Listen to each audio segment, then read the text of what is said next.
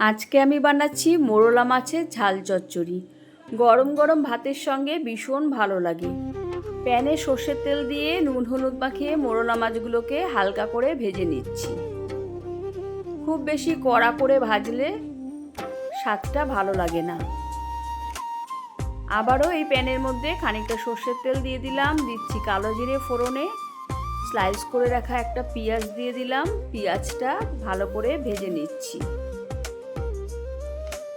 পেঁয়াজ ভাজা হয়ে গেলে লম্বা করে কেটে নিয়েছিলাম বেগুন আর আলু, সেটাও ভেজে নিচ্ছি।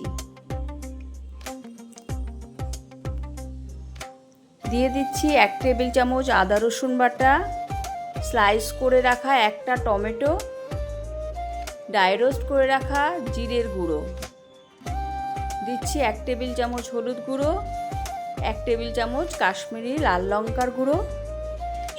ভালো করে সবটা মিক্সড করে দিচ্ছি। দিলাম স্বাদ মতন নুন, স্বাদটাকে ব্যালেন্স করার জন্য সামান্য জাগেরি পাউডার। 1 কাপ মতন জল দিলাম। মাছগুলো এবার দিয়ে দিচ্ছি। নেড়ে চেড়ে সবটা মিক্সড করে দিয়ে ঢাকা দিয়ে 5 মিনিটের জন্য রান্নাটা হতে দিচ্ছি। 5 মিনিট পর ফিরে আসছি। রান্নাটা আমার হয়ে গেছে। ধনেপাতা কুচিয়ে উপর দিয়ে দিলাম। আবারও ভালো করে মিক্সড করে দিচ্ছি।